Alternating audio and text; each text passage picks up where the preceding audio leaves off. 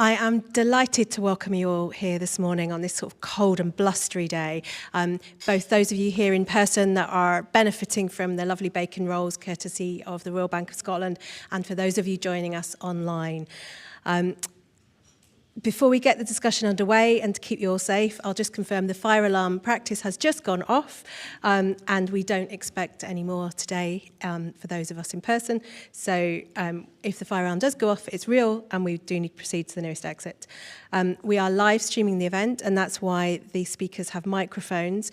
They do not work for amplification in the room. So if you're struggling to hear at the back, there are a few seats still at the front, so please do move further forward. And if I can ask you all to check your mobile phones are on silent before we start. That's our last bit of housekeeping. Now, without further ado, I'd like to introduce Scott Edgar, the Senior Research Manager at the Diffley Partnership. He will present the latest findings of the Understanding Scotland Economy Tracker. They track economic confidence and buying intentions over time, as well as help us understand and monitor attitudes and public opinion. Scott will be followed by Sebastian Burnside, the Chief Economist at Natwest. Sebastian joined the Natwest, the Royal Bank of Scotland Group in 2009 and has been Chief Economist for the Natwest Group since 2018. Before joining RBS, Sebastian worked as an economist for Ofcom and PwC, and he holds degrees in economics from the London School of Economics and the University of Edinburgh. Sebastian will be followed by Tejesh Mistry, Chief Executive of the Voluntary Health Scotland. Tejesh joined them in March 2004 and has a wealth of experience working as Director of External Affairs at the Venture Trust, as Interim Director at Voluntary Action in South Lanarkshire, and a number of other third sector organisations, including the Royal Voluntary Service and Cycling UK, where he worked on behavioural change programmes to reduce loneliness and improve physical and mental well-being. And he's also, if he hasn't got enough to do, he's on the board of Sports Scotland. So over to Scott. Good morning, everyone. So just a little bit about Understanding Scotland before we start and the findings that I'm going to show. So Understanding Scotland is a quarterly survey tool. It measures various different public attitudes in relation to economy, environment and society. And the Understanding Scotland Economy Tracker is something we've done with David Hume Institute now for 13 waves. So we have 13 quarters of data on this now, which is a good wealth of data, and we've got a lot to kind of look back on and pick out on trends. So it's very interesting. The survey was conducted between the 1st and 5th of November this year and received over 2,200 responses, and it's conducted online and the invitations are issued via the Scott Pulse panel. So on to the findings. One of the questions that we asked right at the start of the survey is about whether people feel things in Scotland are going in the right or the wrong direction. And it's a deliberately open question. It leaves it to people's interpretation what they might think is the right direction or wrong direction. In this wave, we find that 56% of Scots believe things in Scotland are moving in the wrong direction, which is, roughly 6 in 10, and it's a quite high proportion. The highest we've ever recorded on that was actually in May, earlier this year at 62%, and it dropped between May and August down to that 56%. However, if we thought that was the start of a trend, that hasn't come to pass. Basically, public attitudes in terms of the direction of Scotland have stayed relatively stable. One of the interesting things here is actually 23% of people now say they don't know, which I think is a very interesting thing to sort of just dwell on for a second, that more people in Scotland think they're not really sure what direction Scotland's going in, overthinking the right direction. I think it's a very interesting thing to dwell on for a second, how people don't really know what direction we're going in, which I think is worth just thinking about. We also ask people what their policy priorities are, so we give a big list of priorities and we ask them to pick their top 3 priorities from that list. And pretty consistently over this series, healthcare and NHS and the cost of living have been the 2 primary issues. In this wave, what we've seen is a 4 percentage point drop in the proportion of people saying healthcare and the NHS, and a further drop in the cost of living and inflation. And that's now 8 percentage points lower than this time last year. So what's kind of interesting when we see these downward trends is we're going, well, what's coming up? Like, what are the other issues then that are beginning to fill that space? What are the ones that become the kind of issues that might come to replace that as we move on? And the really, really kind of interesting thing here is there's a whole load of issues that are sort of hovering around that kind of 19 to 15% of people selecting it amongst their top 3, but not very much movement. There's not like a clear priority that's coming out beyond that. There's a mixture of priorities and different people having different priorities across policy areas. So if we look at poverty and inequalities, now 1 in 5 Scots would think of that as one of the top 3 issues facing Scotland, followed by the economy, education, schools, trust in politics, housing, immigration. So what you see there is like they're all kind of around the same proportion, and nothing's really emerging as the kind of issue that looks like it's going to replace cost of living inflation if that continues on that downward trend. So what I thought I'd do this time is do a little bit more on the sort of demographics around what are the sort of the top 5 issues, if you want, that are of different demographics to see what's different. And if you look across all of these, so we've just basically taken kind of the youngest age group and the oldest age group in the break, so 16 to 34 and 65 plus, and then male and female. And what we see here is that health care and NHS and cost of living inflation is amongst the top 2 priorities for all of those. So that's pretty spread across demographics that healthcare and NHS and cost of living inflation are the top priorities for people. But there's a wee bit more variation under that and some kind of interesting things that are worth pulling out there. So if we take the environment and climate change, for example, that would be the sort of 4th highest priority, if you like, amongst those aged 16 to 34. It's actually the 18th highest priority amongst people aged 65 plus if you took them all and just put them in order of proportion. So there's differing kind of attitudes in terms of how important environment and climate change by age.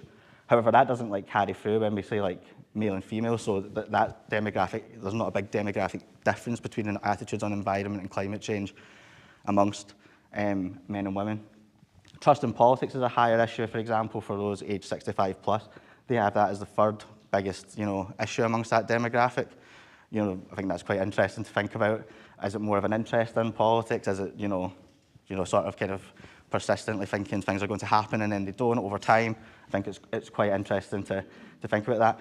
And then equally the fact that, housing's a higher priority amongst those aged 16 to 34. We all know there's been declarations of housing crisis. We know the impact that, on housing for, younger people. So perhaps it's not a surprise that that's higher up. But as we can see, there's some differences, but consistency amongst the top 2 issues. So those issues really are the issues that across demographics that people point to. Oops. There we go. We also asked people what their kind of economic priorities are, and this has been really characterised by stability over the last few waves. Cost of living and inflation remains the top economic priority among Scots, followed by lack of spending on public services and living standard and wages. And this has been, quite consistent over the waves in terms of the economic factors that people prioritise. There's some differences here, like very minor ones. We've seen a 5 percentage point drop in living standard and wages as a priority, and a 2 percentage point increase in economic growth. Incidentally, economic growth is something that kind of people aged 65 plus are more likely to point out as a priority compared to those aged 16 to 34. So a quarter of those aged 65 plus would say that's amongst the top 3 priorities, whereas only 13% of those aged 16 to 34 would pick economic growth as one of the top economic priorities. And then, if any of you have kind of seen maybe the papers over the weekend, you might have recognised some of these figures about economic outlook. And what we do is we ask people, if you think about general economic conditions in the last 12 months, do you think they're better or worse? Then the same for the next 12 months. What about your own financial circumstances? Do you think they're better or worse now than they were 12 months ago? And then do you think they're going to be better or worse in 12 months' time? And what we find is that about half of Scots are saying that their financial situation is worse than it was this time last year. What we're finding is that then 63% are also saying that general economic conditions, so 2/3, are worse than this time last year. And what's interesting for us here is that when I spoke in August, where we're going, all these are moving in the right direction, there's these kind of slow increases in optimism. We're not quite flipping over to being optimistic, but we seem to be in the right direction. And all of that's kind of gone in this wave. So it's worth kind of dwelling on the fact that the increase of up to 63% there is a 9 percentage point increase in people thinking it's negative compared to August. And similarly, looking forward, people don't have the most positive outlook looking at their own financial circumstances. So we've got 44% of people thinking their own circumstances will be worse this time next year, and then 2/3 thinking that general economic conditions will be worse this time next year. So basically, it's kind of miserable, right? Like when you're kind of saying it like that, there's kind of no other way to kind of dice that. And it's a kind of reverse on what we were seeing, which looks like we were moving in the right direction. Households with children are more likely to say that they think, they're going to be worse off this time next year than those without, for example. And I think it's interesting to kind of think we're kind of between two budgets, right? So we've got, we had the UK budget in October, but I think what the interesting thing is that Keir Starmer's message where he said things are going to get worse before they get better, it feels like people have heard that and are preparing that it's going to get worse. That seems to be how people have responded. And then when we look at kind of polling that's not from this, but polling that's, about the budget, 3 in 10 Scots think the UK budget will make, will have a negative effect on them and their families. And 1 in 3 think it will have a negative impact on Scotland in general. So I don't think that the UK budget's had that impact of increasing confidence amongst people in Scotland, and that message that was relayed not long after we published the last one in the Rose Garden behind the thing that, things will get worse before it gets better, it's been heard. And what I was saying before, and what I was saying before with relation to, we'd seen kind of steady increases. What this chart shows is a net of if you take the positive and the negative away from each other in terms of whether people think things are going to get worse before or better. And what you can see here is that basically we were on this kind of really slow upward trend. As I said, it looked like things were moving in the right direction. People were getting closer to some kind of optimism. It is worth, again, flagging, as I do every time I do this presentation, that these are negatives here, and the top of the axis is 0%. So we are kind of looking exclusively in kind of negative terms. But if we look there, what you can see is that's reversed in this wave. So all that kind of small little incremental increases in positivity that we were seeing, that's now reversed. Now, we're not quite where we were like in, November, 22, which really is the floor. Like that's like, we're talking about minus 90% net. It's kind of crazy to think that, but we can see that things have kind of turned again. So without some sort of kind of signal of confidence, there's no kind of reason to expect that they would suddenly turn around again. So people will be looking to kind of forthcoming budgets in the next couple of weeks and going forward, some kind of signal of confidence in the economy. And one of the things that we always ask, but we've changed it a little bit this time, is just about, how do concerns with money matters impact you? So this is the kind of, if you want, the kind of real life, day-to-day effect that, when people think things are going to be worse, or people talk about, the kind of economic outlook. This is the day-to-day of what people are doing, and it's having an impact on people's home life, work life, and health is what we're finding from this. So more than half of people report in the last 12 months they've cut back on leisure activities, for example, cut back on their energy use or cut back on non-essential spending. And then when we look at kind of health measures, we see that 1 in 3 say their mental health has been impacted in some way by money matters. 1 in 6 that their physical health has been impacted in some way. People making decisions on the kind of food that they buy, buying less fresh produce. A lot of impacts that or choices people are making as a result of concerns over money matters. And these aren't felt evenly either, right? Like if we look at households with children and we look at those aged 16 to 34 and 65 plus, there's big percentage point differences in people that are reporting these within demographics. So what this chart here shows is like the percentage point difference between, say, those aged 16 to 34 and those 65 plus, households with children and households without. So if you look at, the strained family relationships, households with children have reported, 18 percentage points more than those without children. A big difference in reporting that, strained relationships at home. Similarly, with impacts on mental health, those aged 16 to 34 are far more likely to be reporting that than those aged 65 plus, and more likely to be taking decisions like, borrowing from friends and family, things like that. But I think the thing that I find really interesting is when we think about the kind of households with children stuff and the kind of cumulative impact. Almost for the majority of these measures, households with children are more likely to be taking these decisions. So when we think kind of across the piece, we're talking about households with children deciding not to have leisure activities. We're talking about households with children making decisions about the food that they eat. And there has to be some concern about what the kind of then long-term impact of that can be, on the children within the households that are making those decisions. I do feel a wee bit like I'm just being miserable, but that's the sort of the way it goes. And then when we look at we look at these proportions of people, we ask, who do you think the economy works for? So we ask people, do you think the economy works in the interests of wealthy people? We find that 75% of people say that. This chart here is the net of those that agree and disagree with the statements. That's gone down a little bit over the last year, but still, we've got 3/4 saying that they think the economy works primarily in the interests of wealthy people. Only 6% say that they think that the economy works in their own interests, which is quite an interesting thing for people to sort of to also think about. That so few people believe that the way the economy works for them.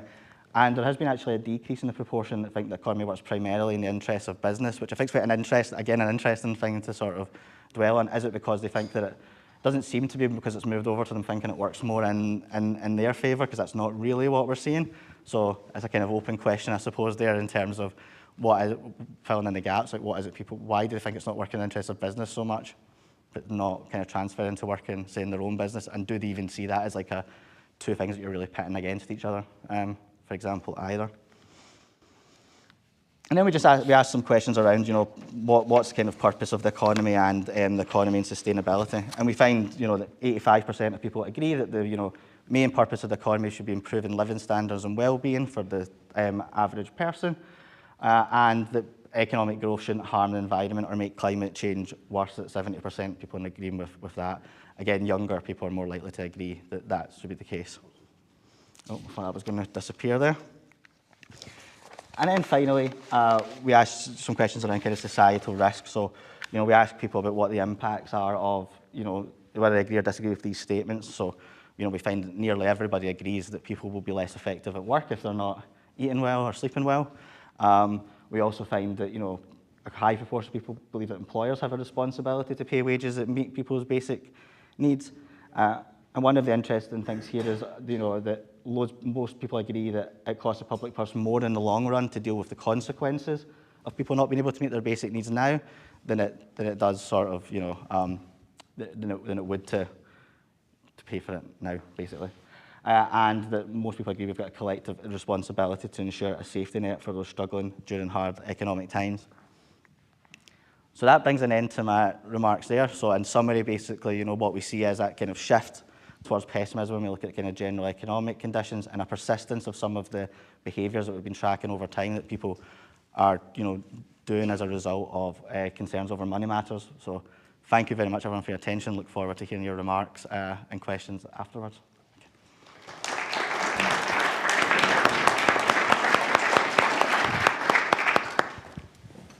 Good morning, everyone. Thank you very much for that run through, Scott. I'm going to briefly offer you 4 points as my responses to that freshest data. And the first one of those 4 points, it really comes across to me very strongly how the contrast between, if you looked at the official statistics for 2024, it's going to say that it's the best year for real wages since a good decade and a half, big increases in measured living standards. But when the rubber hits the road with individuals up and down the country, whether it's because they're not getting those wage increases, whether it's because actually their remortgaging costs or their rental costs have gone up, or other specific aspects of their own experience, means that that is not translating through in terms of an improvement, further improvement in confidence in the trend that we've seen coming through recently. So really big separation between the official statistics and how people are feeling across the country. The second point is on one of your later slides around the behavioural change that we're seeing. So one of the ways that we've been observing that change as a bank is in how all of you have been changing your spending habits in particular. And over the summer, relating back to that kind of leisure activity story, we were seeing quite strong category shifts in people's spend. So fewer visits to restaurants, but actually much greater activity around takeaways and fast food outlets. So real evidence of pivoting there, as well as in tune with that kind of overall reluctance to spend, delaying the discretionary activities. So home improvement stores were one of the areas who had seen worst performance from a transactions perspective over this summer relative to recent years. So definitely evidence of people taking discretionary decisions to change the profile of their spending to match that. Thirdly, a quick mention of business and how they're feeling at the moment. Latest confidence indicators post-budget seem that that's taken quite a substantial downward leg. and certainly being out talking to customers over recent weeks, the predominant theme of those conversations is around replanning their workforce costs to deal with both rising real living wage and the increase in national insurance contributions. Labour market has been a really strong feature of both the UK, but particularly actually the Scottish economy in the last 2 to 3 years. We've seen, as best we can measure it, really low unemployment. We've seen very strong wage growth. We've seen great job growth. But many of those things have somewhat run their course up to this point. So the combination of that fall in confidence and increase in cost of employing people could, and that put us at quite a turning point for that market at the moment. But in an attempt to leave you with a silver lining in amongst the desolate gloom that we've given you so far today, this is not irrecoverable.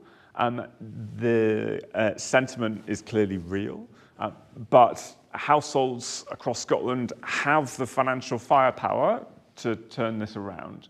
You know, we're seeing the saving rate across customers being roughly twice what it is, twice today what it was before the pandemic. And consumers across Scotland and the UK are famous for not saving anything at all. So this is very unusual behaviour. We're seeing rising deposit balances in our bank accounts. And so if the conditions can be created, whether by the public sector or by a sufficiently enticing offer from the private sector, then there is the financial firepower out there to actually stimulate quite a lot more activity and growth off the back of that. So hopefully a glimmer of light to end on before I hand over. Thank you.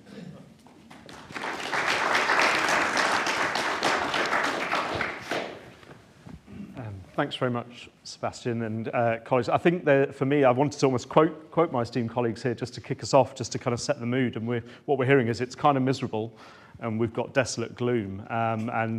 I work for a charity, a national charity. We represent 150 member organisations, which are also third sector organisations, and they have a deep reach across our communities and within civil society as a whole. So we're talking about volunteers, carers, unpaid carers, health professionals, frontline NHS workers, and that's really important to recognise that confidence is hugely important when we talk about feelings and how people do feel. Within our sector, we talk a lot about hope. And we'd like to think across, compared to other sectors, that feeling of hope is incredibly strong. It's always there. And I think, unfortunately, in the current climate, that's starting to waver. People are starting to have that hope damaged. And the ramifications of that could be really significant. So that's something that we're really mindful of when we're trying to stay in touch with what's going on the ground for people that are struggling. And those inequalities are increasing, both in terms of financially and the kind of poverty that's coming through alongside that. But we as an organisation have a focus on understanding health inequalities, and we're seeing the gap increase when we're talking about health inequalities as well within our wealthier communities and our disadvantaged communities, and that's quite stark. Some of the kind of numbers that really stood out for me were this idea that 85% of people still want to see money really spent on improving living standards and well-being. That's where we want to see the focus, but we're seeing a huge polarisation then with what's actually happening for the economy, and that's quite worrying for everybody. If that figure is right, nearly 50% of people's financial situations has worsened. So ultimately that experience is there, and that's what we're seeing. I think when we talk about some of the social determinants of health, which are areas that we always think about. So what's happening actually for housing, for people's access to food? Are people going hungry? We see from the statistics, 19% of people are skipping meals. So that's really worrying. We know already that over 700 organisations across Scotland are involved in tackling food insecurity. And we hear from our members and from their volunteers, so that the need for food pantries and food banks is huge and growing. And we think about what that means. I think some of the statistics are actually unhelpful. So there's this kind of idea that it's okay, we're mobilising. We've got these 700 plus organisations. We've got £15.9 billion worth of economic contribution from unpaid carers. Unfortunately, those are not numbers for us to celebrate. Those are things that we need to actually criticise and understand that because the problem is so bad and worsening, these numbers are growing, and that's something really important for us to understand as part of that. And then we talk about the impact of this idea that confidence and hope are dwindling. We know that for things like with poverty within lower socioeconomic groups, the idea, the chance of longer term health conditions, for children that are struggling with strong diets and nutrition, the risk of longer term chronic disease is higher. And I'm really glad to hear this idea of kind of this understanding that the investment now will help us longer term, that idea of preventing those longer term costs to the public purse, but ultimately the health of people for the longer term is incredibly important. And unfortunately, similarly, again, the investment alongside that policy framework, the policy is already there, and we understand this idea of prevention. You can see it at the moment, there's work being done on a new population health framework, and that sinks very front and centre, this idea of let's create health, rather than just focus on managing, putting sticky plasters on those things.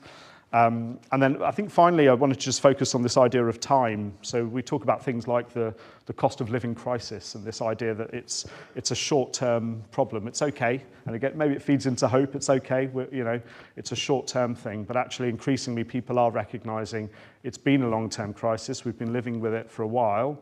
We don't have obvious signs that it's going to be removed quite soon, and therefore it feels unfair to actually call it a short-term crisis. We need to recognise that there's a long-term impact within this as well. And I always think of our situation as a bit of an iceberg. So the organisations and the people we work with, so we're often working alongside those communities, volunteers, unpaid carers, like I mentioned. That's the tip of the iceberg. They work with hundreds and thousands of people within our communities, and the reach is therefore huge. So the impact of what's happening at a national level, when we see the challenges to staffing particularly within charities, for example, and even health professionals and carers that are very much closer to the living wage, they're struggling to survive at that level, and poverty for those people on lower incomes is becoming an increasing issue as well. So just wanted to leave you with that idea of time and thinking about the reach and the impact here and that experience for people. This idea of being preventative and creating health is really important. Thank you.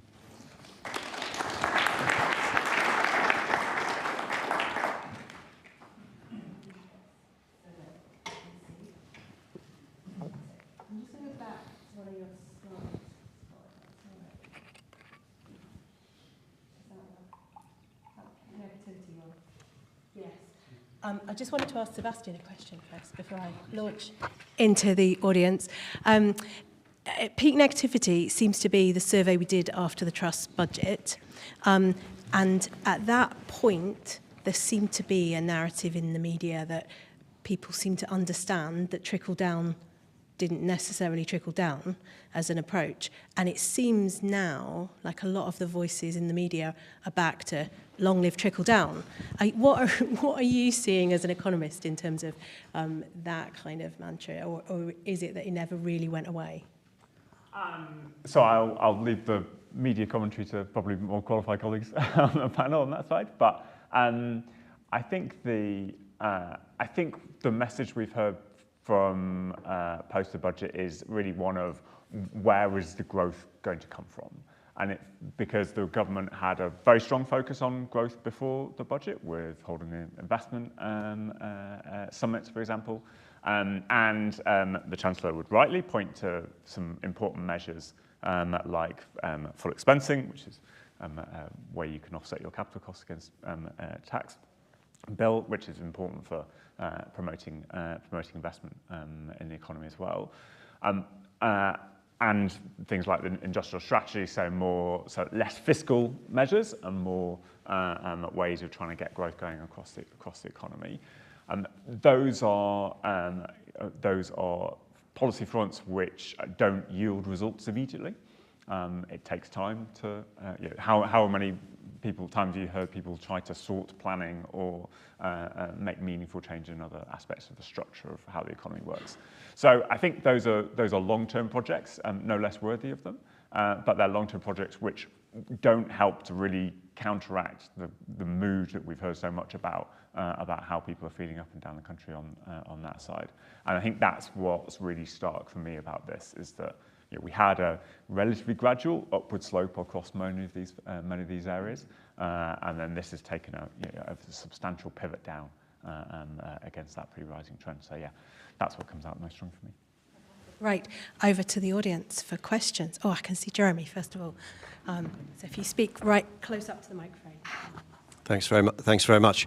Can I just pick up on 3 data points which run across the presentations? One is that the data points showing concerns about inflation and cost of living are down markedly from 50% in 2022.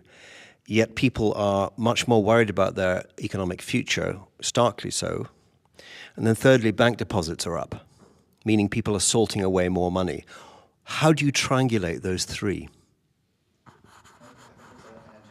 I think when we're talking about those issues that are sort of sitting under the kind of cost of living and inflation, are people, people might think cost of living, so you're hearing in that, inflation's down on what it was like previously. So maybe people are thinking that crisis is subsiding, but people still don't feel confident to go and spend. So if their housing costs have gone up, for example, however, that's not really risen dramatically amongst people in terms of a priority.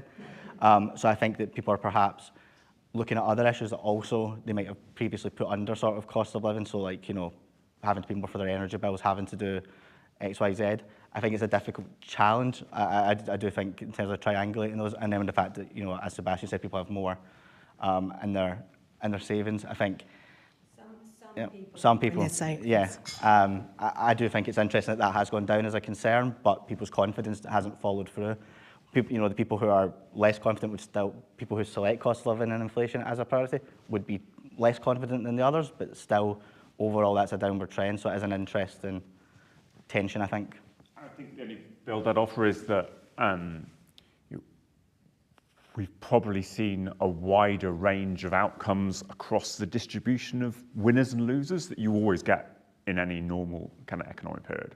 So if you take it back to what used to be old averages of wages would go up at 3.5% a year, prices would go up at 2% a year. The winning in terms of getting a good pay rise in that year versus a bad one, probably only leaves you a couple of percentage points away from what inflation did. When inflation is at 11 and when wage growth is at 8, winning and losing suddenly become very far apart from each other. And that combined with, I think, the difference in people's individual circumstances about, if your private sector rents come up, and we know the average growth there is rental growth is close to 9%. So again, think about the distribution around that. I think you can quite quickly get to a situation where, gosh, there's just a lot of people with who are trying to juggle a lot of moving parts around those aspects. So yeah, I think that's I suspect one of the things that comes through and helps to explain some of the contradictions in the aggregate averages that we're looking at. Just coming in on that, I think something we're seeing across the third sector, but also the public sector quite heavily, is the experience is cuts everywhere. So we're seeing charities closing week on week. That's the experience. We're seeing public sector services being pulled back. We're seeing local authorities pulling back to statutory-only services. So people's experiences are things are being squeezed, cut, and closed, frankly. So I think that's a real driver from what we see, and then that has a knock-on for the people that are working on the ground, whether it's health professionals or volunteers in particular. Their confidence in what might happen by March in terms of public spending as a whole is very low at the moment. And just picking up on Tejesh and your comments there. Thank you. Hi there. I was just wondering about the winners and losers that you were talking about. Are there sectors in Scotland that are winning at the moment? For example, banking, are they winning at the moment? Can they possibly partnership up more with third sector charities to do a win-win, to create a win-win? Is that, how do you perceive that, Sebastian? So, good question. So some of the sectors that are growing most strongly in the Scottish economy at the moment are tech. has been one of the standout successes, with some very notable names, obviously, but also professional services. So everything from your kind of lawyers and accountants through to consultants. Those are the two sectors which have pushed most strongly on growth since particularly taking a time frame back to before the pandemic. Banks tend to do quite well when interest rates go up, so that's helpful, and in stark contrast to the previous 15 years. So yeah, we've definitely seen some improvements in activity there. So my name's Tilly Robinson-Miles. I'm from the Living Good Food Nation Lab at the University of Edinburgh, and we're supporting the implementation of the Good Food Nation Scotland Act. My question is probably quite specific, and maybe it's for you. I think what's really interesting is in the past month, we've seen social care being on the political agenda, whether that's at a national level with the delay, or however you want to frame it, around the National Care Service. At the same time, in Edinburgh, we've seen massive proposed cuts to the Integration Joint Board and their funding. Yet we haven't really seen, there's been no mention of social care in any of this, yet it's critical to preventing health inequalities and so many of the different elements we've talked about. So I don't know if it's just more of a observation, and I wonder if that's something that could be drawn out in future iterations of this. Social care is so critical to preventing health inequalities, and the vulnerable people, in inverted commas, that we talk about in this narrative. It would be really helpful to understand that landscape better when it's such a political issue. Yeah, absolutely, and I think it's quite challenging to tackle that, because the obvious thing you see from a mile away is this implementation gap between what is national policy and the national narrative we see. And I mentioned the population health framework. Everyone talks about how important it is to carry out that preventative work. But what we're actually seeing is ultimately, people are trying to balance the books, and the news, I was trying to probably avoid those specific examples, if I'm honest, but yes, the Edinburgh Joint Board here, who oversees the health and social care budget, had proposed to make cuts to third sector preventative funds, essentially, and grants for those services, and that would have a huge impact. So over 60 charities directly impacted, a third of those at risk of closure from that single decision. And then similarly, what I was saying before, the reach that has and the implications of that is huge. So those are the kind of conversations we're trying to have with politicians directly at a national level and officials at Scottish Government level. So there is a real understanding of what impact that will have, and we need quite quickly to shift the confidence or hope that actually these things are not going to be cut on a wide scale by March, April next year. And that is, unfortunately, that fear is growing. Yeah, thank you very much. There we go.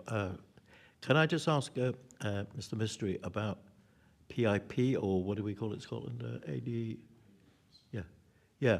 Well, there's been a huge increase in numbers. Well, certainly in England and Wales, there's something like 4 or 5 million people are claiming PIP in terms of mental health disabilities, particularly in mental health things. And then at the same time, the government is talking about, the UK government is talking about, trying to get people out of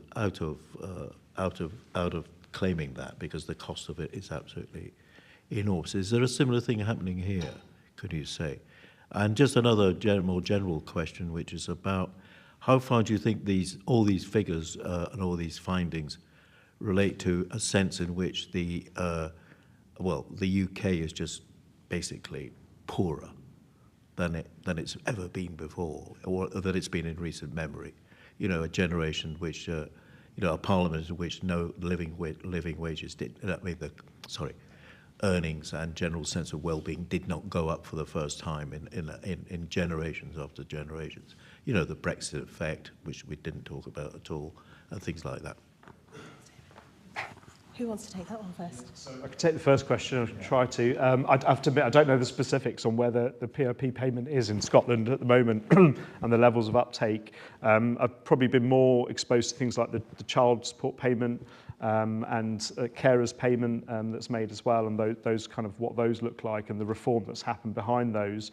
I think in our world we can see directly the benefits in terms of alleviating poverty for targeted groups. So particularly we talk about 20% of children in Scotland live in poverty.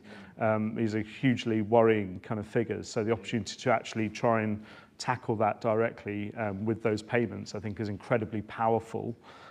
So we're very supportive of seeing those payments made, and I guess social security has a role to play. I think from our point of view, the work that third sector organisations, community organisations do with people to drive social connection and confidence and skills ultimately helps to get more people economically active and engaging.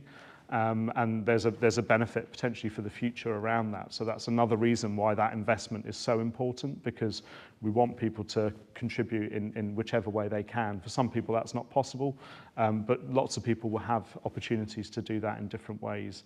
I visit some of the kind of community projects, some of the communities here in Edinburgh, and you'll see those people coming together to do different things and to support each other, and that's enormously powerful. And Scott, you may want to come in on this, but I'd say thanks for giving me the opportunity to say productivity growth, because that's kind of why we haven't really managed to create meaningful increases in the standard of living for individuals over the course of the last Parliament.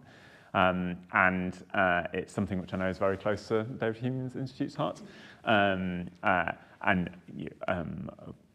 All our problems across, whether it's an ageing society, adapting to new technology, tackling climate change, everything's harder if you're not generating productivity growth and you don't have an increasing pie to deal with in order to redirect resources and manage those difficult transitions for lots of parts of society.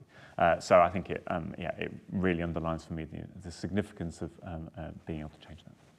I think it's interesting the kind of point we make about the Parliament, where people feel poorer, and there's this narrative out there, like younger generations feel they're going to be worse off than their parents, and can you ever kind of turn that confidence if that's what people think their overall situation is going to be? Within the findings, there's a kind of interesting, an interesting finding in the sense that those 16 to 34 are more likely to think that their own circumstances are going to be better than this time last year. And people who are older, so it's not like overwhelming confidence, but 25% think that they're going to be better off this time next year. And it'll be interesting to see, like, if that's met and those 25% feel like that, do you start to see a turn in confidence? But then if it's not, then does it just kind of stay the same at that point?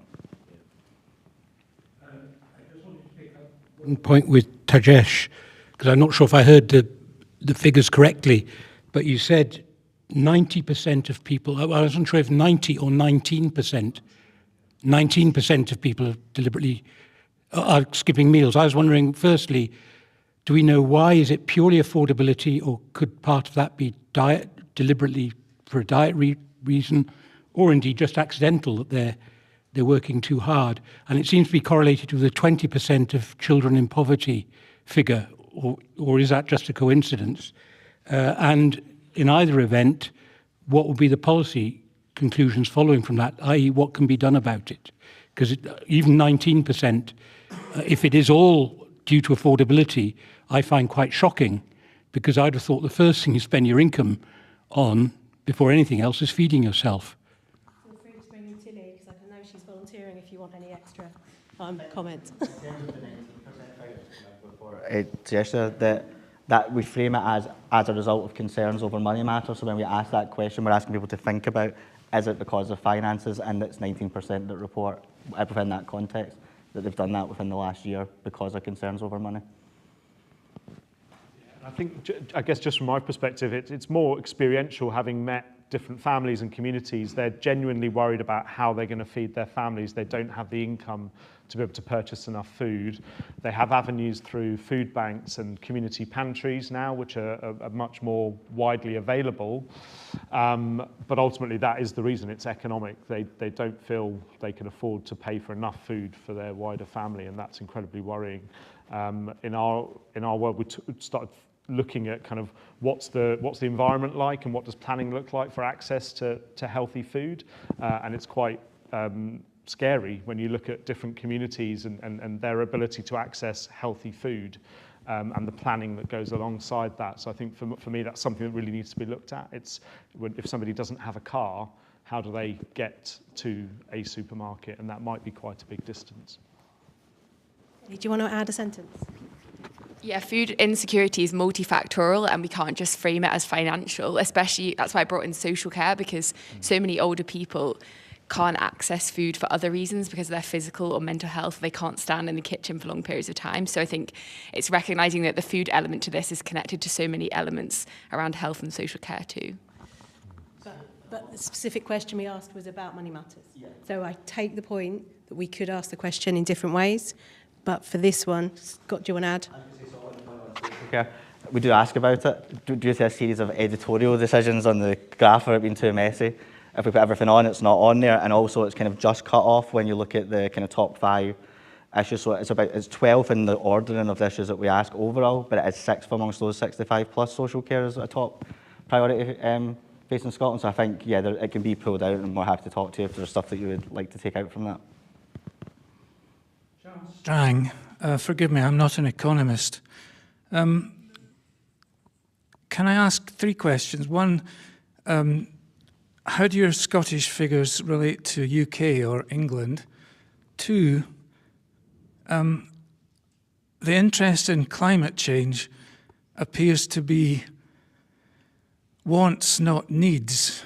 And I think there's a danger in not picking that up. And thirdly, is community planning a distraction or having any real effect? The first point, kind of comparison to UK, when we look at, you know, especially the priority stuff. So I've not got figures to hand for the kind of economic outlook stuff, but if we look at priorities, they tend to, cost of living and health would be the top priorities across the UK. When we looked before the last election, those were the top priorities across the UK, so that's quite consistent. There's usually differences between sort of the prioritisation of immigration, for example, in Scotland tends to be slightly lower down on the list than in England, so we tend to find that. I think the point on climate change is very interesting, because what we've seen in previous years of this is that it kind of floats around that sort of between 10 and 20% of people picking it as a priority. And oftentimes it will increase in the summer when we see, like, you know, kind of big weather events, and especially like last summer we've seen it go up due to the kind of fires in Europe, and it was reported on extensively. We never seen that kind of happen this year, and whether that's because it wasn't reported on as much or whatever, like it didn't go up as much this year. And there is a big difference in that age, as I said, between, you know, younger people tend to see it more as a priority than older people. And I think that what's interesting is, you know, if we have a winter where we continue to have kind of these kind of interesting weather events that we've had over the last, you know, few days, or, you know, and it's been mild and then suddenly there's a storm, and, you know, people are kind of seeing the impact, will that then go up in February? So I think it's interesting that it's sort of stayed stable, but it didn't respond as much this year as we normally see it do to events. To come on the community planning point, so I think the opportunity there and the approach could be incredibly powerful. So we're talking about bringing specialists from different areas in terms of housing, education, health, coming together to make a community better. And so I think that concept and that idea is extremely powerful, potentially. I think in real life it's really challenging. I don't think the resource is there to make these things work, but I think there needs to be a focus on that approach, because when we talk about, in Arrow, we think a lot about access to healthcare. So how within that community can people access the support they need, or are they in fact actually falling through the cracks? Are they going missing for whatever reason? Are they not supported enough to attend their health appointments, and therefore what's happening? So we start to talk about the various factors around that health and social care element, that transport element, that social connectedness element, and how they feel potentially, are they lonely, and what does that look like? And this all comes back to these different social determinants and the environment that kind of drives that. So for me, the community planning opportunity is incredibly important. How much impact is it happening? I think there are some pockets where you can see that joined up working is creating something, but overall it's a very challenging climate for local authorities at the moment. Anything you want to add, Sebastian? No. Well, we are rapidly coming towards the end of the event, but We have what I think of as, he'll be embarrassed if I say, one of the biggest brains in Britain here today. And I've strong-armed him into coming up to say a few words of reflections, because he just knows an encyclopedic knowledge of data on issues, the kind of ones we've been discussing today. So I'm going to ask Professor Danny Dorling from the University of Oxford to come up and just give us a few of his thoughts and reflections on what he's heard this morning. Thank you very much. I'm going to give you my card, and it's going to become clear why in a second. I'll challenge any of you to beat me on how excited you might have been to have seen Scott's graphs at the beginning of this. And the reason why I was excited, I know they're very depressing in some ways, is that I've spent the last 2.5 years looking at the Ipsos Mori world surveys of what the world worries about, where they ask every month a series of questions, not as detailed as yours, but of the majority of countries in the world, and the Chinese Academy of Social Sciences does the same in China. So I'm going to try and give you in 2 minutes, how does this fit in with what people are worrying about in the rest of the world? And the short answer is that people in Scotland appear to be more aware than average of the situation they are in. At the extreme, the country in which people are most likely to say that things are going well is India.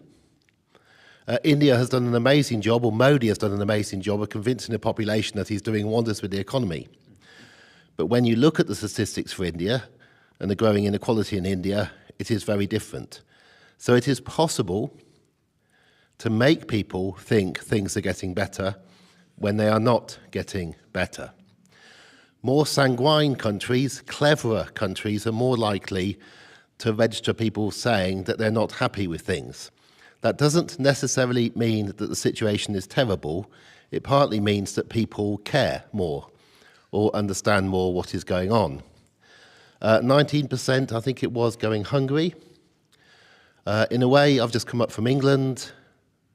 For families with children, for children who have a brother and sister, it is 56% going hungry seriously several times a month. There is no region in England now which has a lower child poverty rate than Scotland. This is quite shocking if you study these things over time. Children in Surrey do worse on average than children in Scotland. Not that children in Scotland do well, but the situation in Surrey has got so much worse. The country I thought was very similar at the start with concerns over healthcare is China, which is interesting. 10 years ago, unemployment was the major concern of the world. And this is the concern of the world's middle class, because it's really only the middle class in most of the world who are surveyed. It switched to poverty and inequality, and then cost of living crisis brought that up to the fore. So the primary concern of people in the world is poverty, inequality, and unemployment, and cost of living, and this is the world's middle class. Then you go to healthcare, then you go to war, terrorism, and crime, then you go to public services and schools. Number 6 and falling is climate change. There is lethargy with climate change, and also a growing, I think, anger amongst people who are above average in terms of their position, that what is happening to them is being ignored. The worst thing you can do is tell people that you've managed the economy well, that GDP has risen slightly more than average, that you've got productivity up, when they know that their personal situation is worse than it was 4 years ago. Okay? I thought I was very clever writing this book. It's going to be published in May, trying to make this point that people are really upset. Unfortunately, Donald Trump has demonstrated it in a far clearer way, what happens. If you talk technicalities and ignore the actual realities of most people's lives. I haven't seen people look at these things in this detail before, which is why I was so galvanized at the beginning to watch it being taken seriously in one place. So my only point to say is don't just compare with England.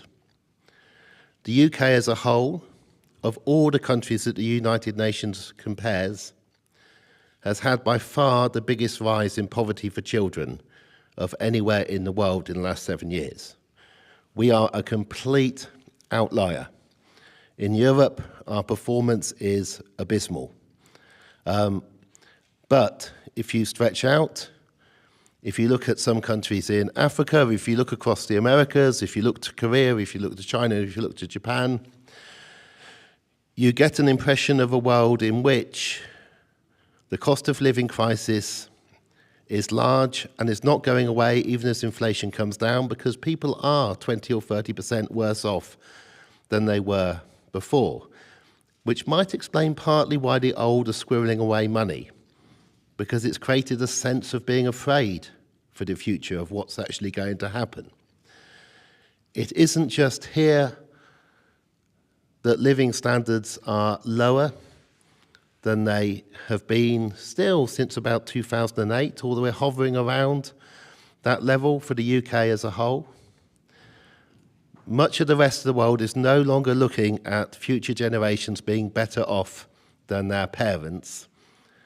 And then people are beginning to ask questions about, so what are the priorities? If rich countries are not going to become richer, what actually matters? How do you share the resources you have? And do you believe anymore the story that if we just all work a little bit harder, it's all going to be better? And there's a general cynicism in the world, which I think is increasingly warranted about this, but not in India. And the other country in which it doesn't exist is Russia. So, beware when the population says our leaders are great. Beware of that. And when the population says that they are unsure and concerned about what's going on, that is often a very good sign. Thank you for letting me end this, and please email me and I'll send you what I've tried to do for the world. Thank you very much.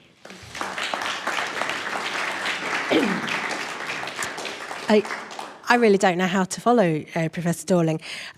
There's so much to take away from the discussion today, and I hope Danny taking part there is evident that the audience is as much part of the conversation as the speakers that do give up their time to come and share their thoughts. So thank you so much for all those people that asked questions. If you didn't get a chance today, please do make sure you get your hand up quick at the next event that we do.